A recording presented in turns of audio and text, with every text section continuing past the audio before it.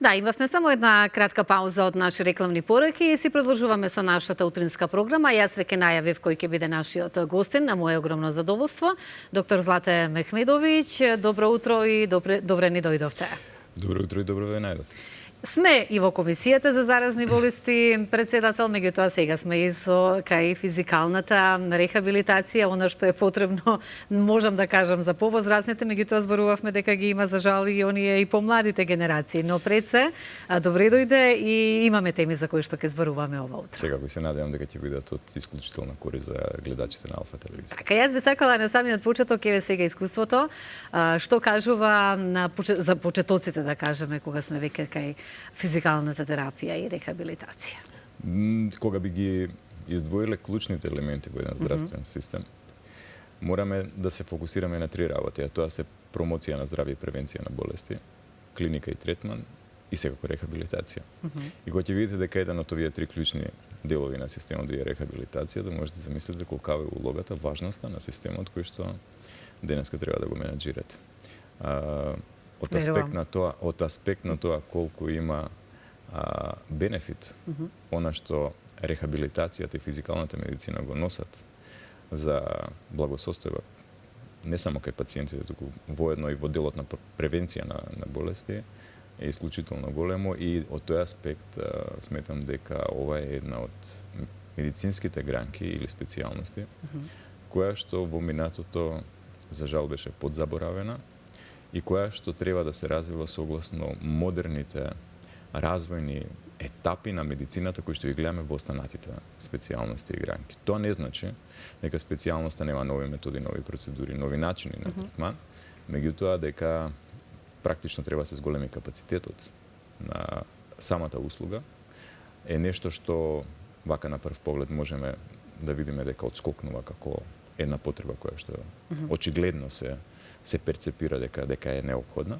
И од тој аспект сметам дека населението кое што во иднина очекуваме се повеќе и повеќе да ја зголемува старосната граница, односно да се зголемува животниот век, ќе биде преоптеретено со хронични болести и палијативната нега, долготрајната нега и рехабилитацијата ќе бидат веројатно специјалностите кои што ќе обезбедат иднината и благосостојбата на населението, не само во Македонија, туку било каде во светот. На сите ни е потребна рехабилитација од било што и да е, меѓутоа и физикалната терапија. Убаво да споменавте и си кажавте, меѓутоа споменавме дека нешто имаме што ни е неопходно, но вие сега сте таму на чело, па се надевам и сигурна сум, верувајќи во вас, дека тоа сето ќе се среди. Колку е потребна, еве вака едноставно прашање, од медицински аспект физикалната терапија и кога најмногу ни е потребна, зависно нели од тоа што самото тело наше го бара. Меѓутоа, еве од ваша гледна точка. Потребна е секогаш. Физикалната терапија е практично и на рехабилитацијата. Двата термини се прилично добро поврзани помеѓу себе. Значи, институцијата дава услуги кои што се неопходни практично за секој трет жител на оваа држава. Секој трет жител на оваа држава практично на Македонија има потреба од тоа да има рехабилитација. Јас сум од тие третите. Веројатно. Значи, ако во една просторија се најде за тројца, едниот има дефинитивно потреба за рехабилитација или физикална медицина, со која што реализирана потреба ќе има многу подобар квалитет на животот и ќе биде многу попродуктивен, ќе има подобра социјална интеграција, ќе има многу подобро психичко здравје. И од кога ќе го земете тоа во предвид, тогаш треба да знаете дека капацитетот на еден таков систем треба да биде значително голем за да може да ги абсорбира, односно да ги услужи сите клиенти кои што имаат потреба од тоа. Така. Толку е голема потребата од физикална медицина и рехабилитација, што ја мислам дека во Македонија би требало навистина да се размислува за драстично зголемување на капацитетите на физикалната медицина и на ниво на Македонија исто. Затоа што бенефитите од истата не само што ќе бидат во делот на унапредување на здравјето и благосостојбата на граѓаните, туку ќе бидат и од општествен карактер. Ќе имаме подобра економска состојба, повеќе работоспособни работници кои што се на работните места, кои што нема да имаат пропратни тегоби или болки или останати физички проблеми кои што ќе ги онеспособуваат или ќе им пречат додека извршуваат својата работа. И тоа е принципот на создавање на една здравствена благосостојба, која што во основа ја диктира и економската просперитетност на било која држава. Така да термините на медицината и економијата се многу блиско поврзани токму во физикалната медицина и рехабилитацијата. Така. Што најмногу е потребно, да кажам, во моментов или од досегашното ваше искуство, што кажува, од кога сте на ова место, што најмногу ни е потребно од физикалната терапија, од што најмногу, не да кажам боледуваме, тоа веќе, меѓутоа од што најмногу имаме потреба од физикална терапија. Што е она што најчесто се случува, пациентите да дојдат на физикална и зашто најмногу? Физикалната медицина всушност произлегува од два термина, едниот е грчки, едниот е латински. Физис, кој што значи природа, и медика, кој што значи лек или лечење. И тоа е еден принцип на природно лечење, каде што се користат диагностички процедури, третмани, модалитети, вежби, со цел да се унапреди здравјето на пациентот. Најголемиот дел на проблеми кои што се среќаваат во делот на третман на физикална медицина се за мускулоскелетните заболувања и за невролошките заболувања.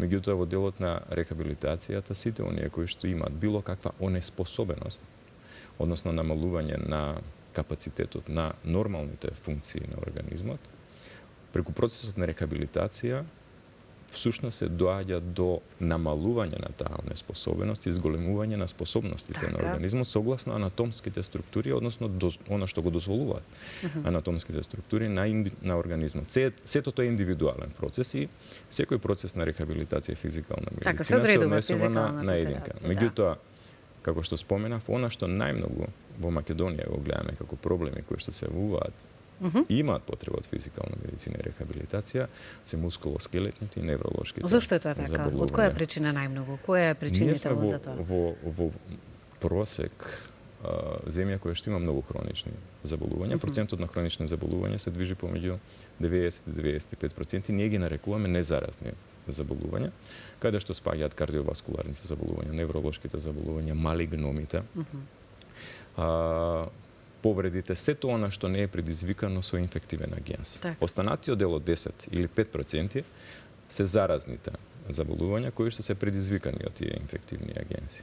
Овој голем товар кој што го имаме на незаразни заболувања практично предизвикува онеспособеност или намалена способност на одреден организам и на крајот кога ќе заврши еден третман кој што може да биде било каков медикаментозен, хируршки или било каков, ако не се спроведе процесот на рехабилитација, нивото на кое што ќе остане еден организам да функционира е на моментот на тој последен терапевски третман. Што значи колку е потребно да физикалната и тука е моментот кога физикалната медицина и рехабилитација стапува на сцена и кога се подигнува целокупната функционалност на организмот и всушност преку таа рехабилитација треба да кажеме дека тоа не е само медицинска рехабилитација, туку под рехабилитација подразбираме и психичка рехабилитација и социјална рехабилитација, за да имаме практично задоволена дефиниција за здравје по Светската здравствена организација. За здрав организам, така да функционираме нормално во текот на денот и во извршување на своите. Мислам дека сме го кажали 100 пати како дефиниција, меѓутоа да го повториме, здравјето не е само отсуство на болест. Туку е целосна психичка, физичка и социјална благосостојба на еден организам. И со цел да се постигне целосна рехабилитација. Но убаво е да го повторуваме. Целосна рехабилитација потребно е сите овие елементи на здравјето да бидат задоволени.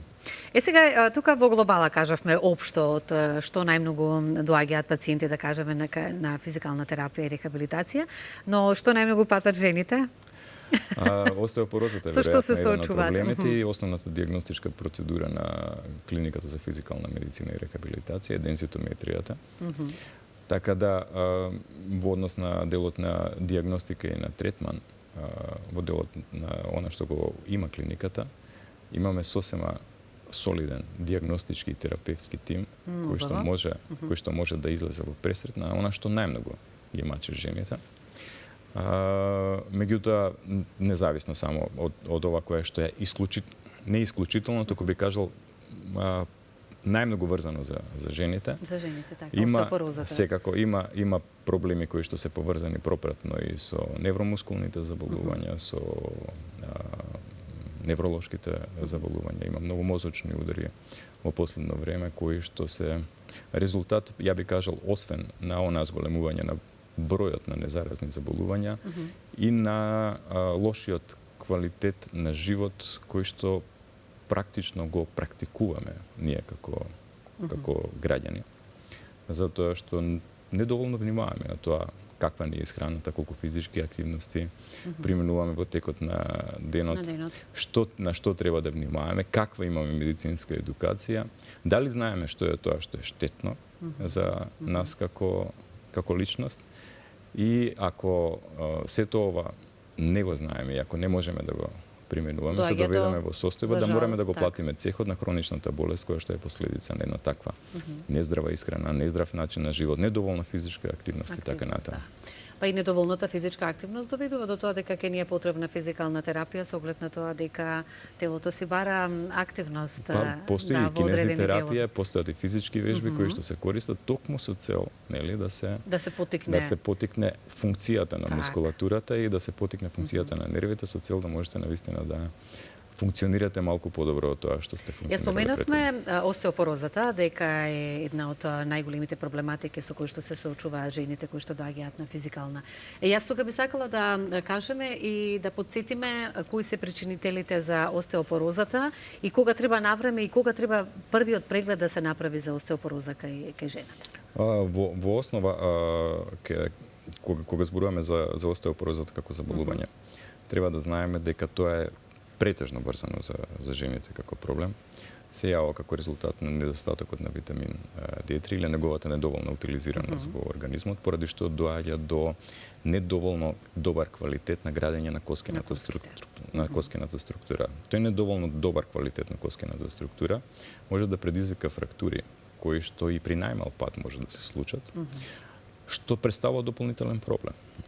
Во тој случај кога ќе имате фрактура, потребна е хируршка интервенција и со цел да се превенира истото, тие прегледи за да се превенира остеопорозата и да може да се интервенира на време, треба да се прават колку што е можно порано од 40-та година на животот па натаму, особено за жените би кажал, со цел да се минимизира можноста за создавање на тој остеопоротичен материјал во коските и да се минимизира опасноста од ваквите несакани последици кои што се случуваат од остеопорозата. Што значи се спречува, така? Да, како што кажа, постои диагностичка процедура, дензитометрија, постојат и биохемиски процедури кои што се користат, како што е докажувањето на ионизираниот калциум, со цел да можат овие практично диагностички процедури да бидат основа за понатамошен третман, дали ќе биде медикаментозен или ќе биде оддел на физикална медицина, со цел да се спречи понатамошното прогредирање на болест.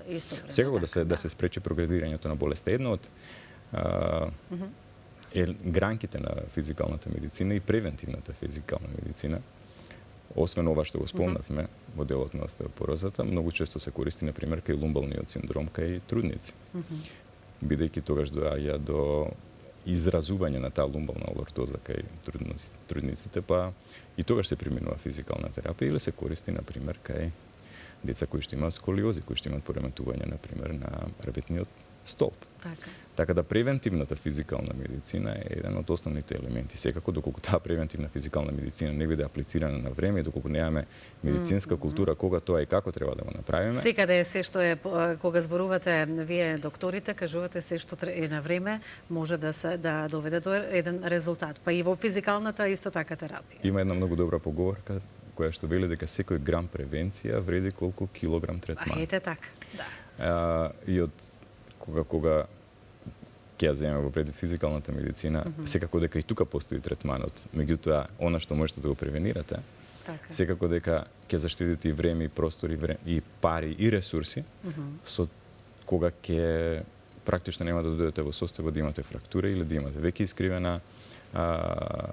искривен рабетен столб, кој што ќе бара дополнителни процедури, а и секако во одредени, како што кажав и претходно, анатомски нарушувања кои што се случуваат, не можете да бидете секогаш 100% сигурни дека организмот ќе се врати во првобитната состојба, ќе има 100% функционалност. Секој пат ја намалувате функционалноста доколку на време не ги превенирате проблемите. Верувам дека е така. Но ќе ги искористиме овие последни минути да не ги запоставиме и мажите. Мажите со што најмногу се соочуваат и со какви проблематики? Мускулоскелетни и невролошки проблеми се најчесто кај. Зошто кои се причинителите за мажите? видите, мажите, например, и ова е исклучиво за Македонија, како имаше посебно истражување за бихевиоралните карактеристики помеѓу мажите и жените. Така. Постои синдромот на алфа маж во Македонија, кој што не верува дека може да биде болен. И замислете, например, кога 80% од жените, кои што се многу поодговорни од нас мажите, тоа морам да го признаам, имаат диагностицирано хипертензија, само 50% од мажите во истата кохорта, во истата возраст, имаат исто така диагностицирано хипертензија. Мажите многу ретко признаваат дека имаат некаква болест или некаква хронична состојба која што ја носат со себе. Подолго ја носат со себе. Дали е тоа само балкански синдром или пак... Чисто зборувам за истражување кое што е направено во Македонија. Во Македонија. И овие бројки се екзактни, точни се, кои значи 80% од жените се свесни, знаат дека имаат проблем, одат на лекар, ја диагностицираат, земаат терапија. Мажите тоа не го прават. Значи, сметајте дека практично на секој позади секоја одговорна жена постојат два неодговорни мажи кои што дефинитивно нема да ја диагностицираат хипертензијата. И мора да ги молиме за да појдат на доктор, на лекар. Сега кај нас на така наречениот тежок одел многу почесто можеме да видиме дека мажите кои што не внимавале на својот крвен притисок, на холестеролот во крвта, на нивната хемостаза, односно хиперкоагулабилност, многу почесто завршуваат со тромботични инциденти, кога се јавуваат мозочни инсулти или инфаркти или така натаму. Воедно пушењето исто така е еден од големите проблеми на кои што го имаме во Македонија, затоа што секој втор жител е пушач. Без разлика мажи и жени тука. И рехабилитацијата на оние кои што имаат сериозни нарушувања на белодробијата, односно на вентилаторната функција, како резултат на долготрајно пушење, е една од методите кои што се применува во делот на физикална медицина и рехабилитација. Значи, таа рехабилитација на дишењето, рехабилитација на кардиоваскуларниот систем, која што е исто така поврзана со нарушување на крвотокот поради оштетувањата на крвните садови, поради зголемениот внес на никотин. Сето тоа е една од причините плюс, ризиците плюс, поради која што мажите имаат поголеми проблеми од кардиоваскуларен или невролошки аспект од жените во Македонија. Во Македонија. И секако да позборуваме само уште овие 2 минутки да ги искористиме за заразните болести. Кога сте веќе нели тука, еве ќе започне есента, започна училишната година. Што е она што комисијата вели што се однесува за заразните болести? Ги имаме во моментов, ги немаме, зашто конкретно можеме да слушнеме во овој момент? Беа прилично актуелни во изминатиот период заразните болести, особено новите варијанти на ковидот, како што беше КП2 варијантата. Много прифаќаме сега како грипот, што и JN варијантата, дефинитивно е сезон. Има одредена сезонска активност ковидот. Во текот на изминатата година и оваа година како да се повтори таа сезонска активност, во текот на летните месеци имавме еден мал пик на покачување на бројот на заболени со ковид, кој што потоа следеше со уште еден пик кој што беше во есенските месеци.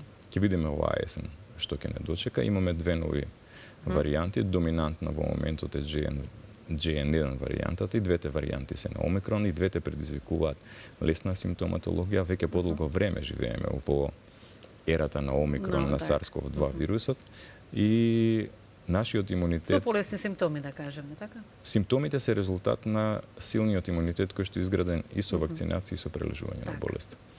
И од кога ќе го земете тоа во предвид, ја сакам да кажам дека треба да знаеме дека вирусот не е послаб, пошто вирусот мутира со цел постојано да го избегнува имунитетот кој што се создава преку прележување или преку вакцинација. И воедно мутира за да може подобро да се врзува за рецепторите и на тој начин да оствари свој принцип на преживување. Меѓутоа, нашиот имунитет како резултат на таа долготрајна експозиција која што трае од 2020 година до денес, веќе имаме како резултат на тоа акумулирано толку добар имунитет, што овие симптоми кои што сега ги гледаме, наспрем на постојаната еволуција на вирусот која што го прави се посилен и посилен, изгледа како вирусот да изгледа се послаб и послаб. Обратно. Но вирусот не е се послаб и послаб, напротив е се посилен и посилен, но нашиот имунитет е се посилен и посилен и затоа денеска живееме во денови кога, еве и дури кога ги имаме овие нови две варијанти, ние се уште немаме сериозни клинички слики видено така. од заболени од COVID, туку сите се третираат претежно доминантно, би кажал 99% амбулантски. Така. Многу благодарам за тоа што одвоивте време ова утро да бидете дел од нашата утринска програма и ако сакате совет до нашите гледачи за било што и да е, повелете како доктор. Ви благодарам. Да ги искараме мажите. Ја мислам дека веќе ги искаравме. Ги искаравме, да. Се надевам дека ќе допре до нив ова. Да.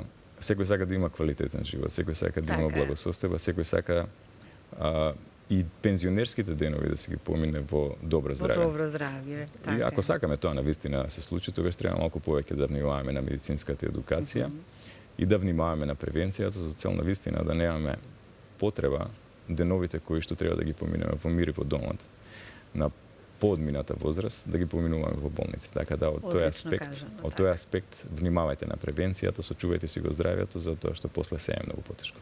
Благодарам уште еднаш, посакувам секој добро, се гледаме и на друга некоја тема, а секогаш сте добре дојден се разбира во нашата утринска програма, а вие почитувани останете понатаму со програмата на Алфа телевизија во 9 часот и 30 минути веќе ќе ги слушнете најновите вести настани од Македонија, се разбира, Европа и светот. Од мене убав ден ви посакувам, секое добро во секое време и чувајте си го вашето здравје.